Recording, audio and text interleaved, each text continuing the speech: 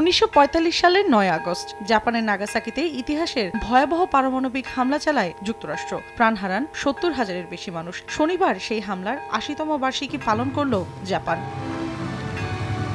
স্থানীয় সময় সকাল 11টার দিকে পিস মেমোরিয়াল পার্কে 1 মিনিট নীরবতা পালনের মধ্য দিয়ে শুরু হয় অনুষ্ঠান। পরে বক্তব্য রাখেন জাপানের প্রধানমন্ত্রী শিগেরু ইশিবা।